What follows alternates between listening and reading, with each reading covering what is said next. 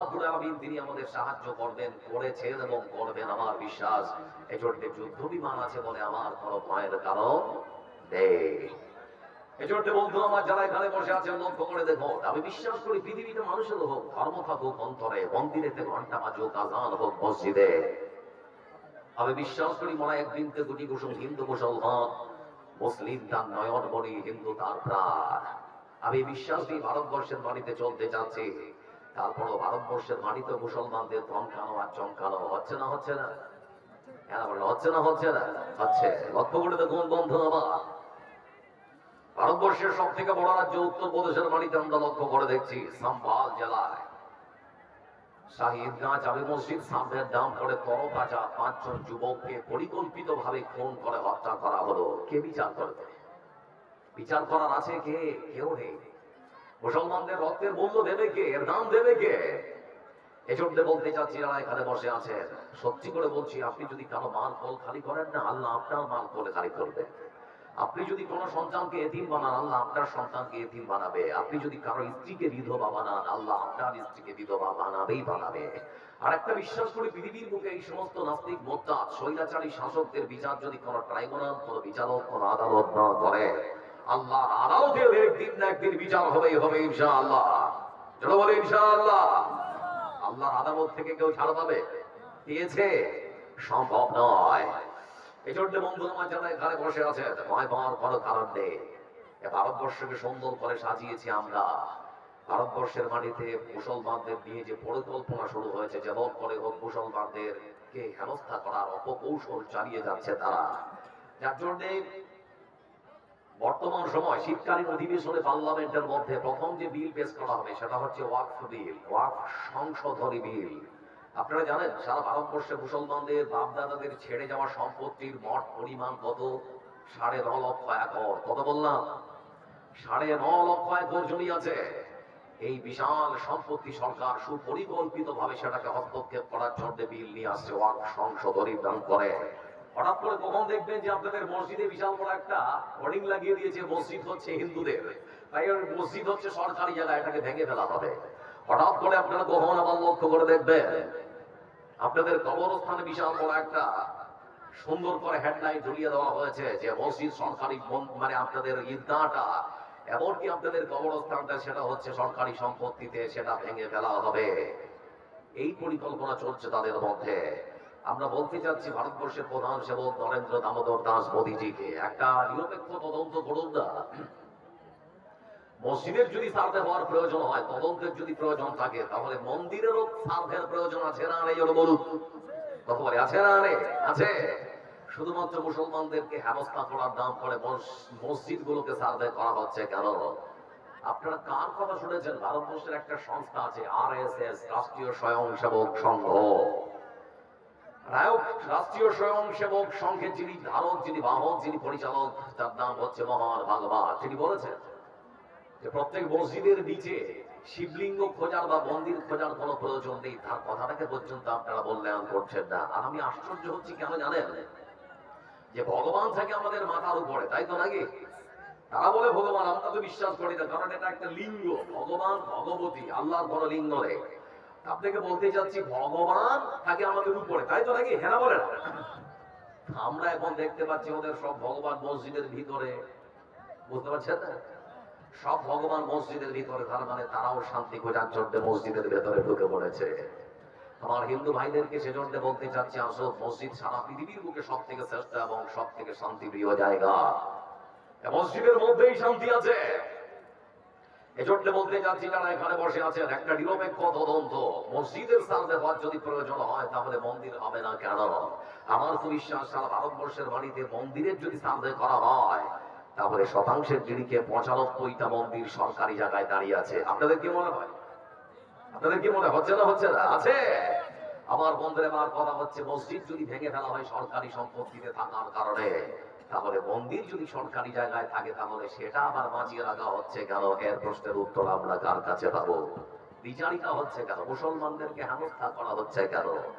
এজন্য বলতে যাচ্ছি, নরেন্দ্র দামোদর দাস মোদীজি, আপনি দেশের প্রধান সেবক, এমন একটা কাজ করে যান না, ইতিহাস যেন আপনাকে সরব ডাকে। এমন একটা কাজ করুন যাতে পরবর্তী প্রজন্ম সুন্দর একটা ভারতবর্ষ উপহার পেতে পারে। কিন্তু সেটা তো সম্ভব নয়। আপনার চাদুকার মিডিয়াদের আমরা লক্ষ্য করে দেখছি, টেলিভিশনের মধ্যে বিশাল বড় হেডলাইন, হিন্দু খাতরে মে হ্যায়, দেখি শুনছেন না, হিন্দু খাতরে মে হ্যায়। ভারতবর্ষকে মুসলমানেরা পরে 1000 বছর ধরে শাসন করেছে, তখন তুমি বিপদে ছিলে না? ভারতবর্ষের মাটিতে ইংরেজরা 200 বছর ধরে শাসন করেছে, তখন তুমি ভারতবর্ষের মাটিতে বিপদে ছিলে না? আজ প্রধানমন্ত্রী তোমার, রাষ্ট্রপতি তোমার, উপরাষ্ট্রপতি তোমার, প্রতিরক্ষা মন্ত্রী তোমার, স্বরাষ্ট্রমন্ত্রী তোমার। ভারতবর্ষের অসংখ্য রাজ্যে তোমরা ক্ষমতায়, তারপরেও তোমরা বিপদে। এটা কেমন করে বিশ্বাস করা যায়? অন্তর থেকে ধর্মের চশমাটা ধরে ফেলে দাও। ভালো করে চিন্তা করে দেখো, ভারতবর্ষের মাটিতে না হিন্দু বিপদে না মুসলমান বিপদে? চারিদিকে যদি লক্ষ্য করে একটু চিন্তা করে দেখি, তাহলে মনে হবে যেন আমার ভারত দেশটাই বিপদে। এজন্য আসুন, হিংসা বিদ্বেষ মারপিট মারামারি কাটাকাটি সবকিছু বন্ধ করে আমরা মিলেমিশে থাকবো, তাই তো নাকি? মারপিট চান আপনারা? কেন বলে মারপিট চান? আচ্ছা, একটা প্রশ্ন করছি, কোনদিন শুনেছেন আল্লাহু আকবার বলে একজন হিন্দুকে কোন মুসলমান মেরে দিয়েছে? কেন বলে না? কিন্তু টেলিভিশন এবং মোবাইলের স্ক্রিনে আমরা অহরহ ভিডিওর মধ্যে প্রমাণ পাচ্ছি, কখন কার দাড়ি ছিঁড়ে তাকে মেরে ফেলা হচ্ছে, কখন জয় শ্রীরাম ধরি বলতে বাধ্য করে তাকে পিটিয়ে মেরে ফেলা হচ্ছে। খবর আছে না নেই? বলতে চাচ্ছি, নরেন্দ্র দামোদর দাস মোদীজি 3000 কোটি টাকা খরচ করে এত বড় রাম মন্দির নির্মাণ করলেন, আর রাস্তাঘাটে জয় শ্রীরাম ধরি দিয়ে যদি মুসলমানদেরকে মেরে ফেলবেন, তো আপনার ধর্মের সম্মান বাড়বো না কমলো? প্রশ্নের উত্তর জানার অপেক্ষায় থাকলাম, সময় হলে পরে উত্তর দিয়ে। বন্ধু আমার, তুই চিন্তা করুন একটা কথা, আমাদের সঙ্গে যদি কেউ না থাকে, একজন মহান স্রষ্টা আল্লাহ আছেন না রে? কিন্তু সব থেকে আশ্চর্য এবং দুঃখের বিষয় কি জানেন? মুসলমান আমরা তারাই যারা আকাশের একটা চাঁদ দেখলে মসজিদ পরিপূর্ণ করে দেয়, একবারে ভর্তি।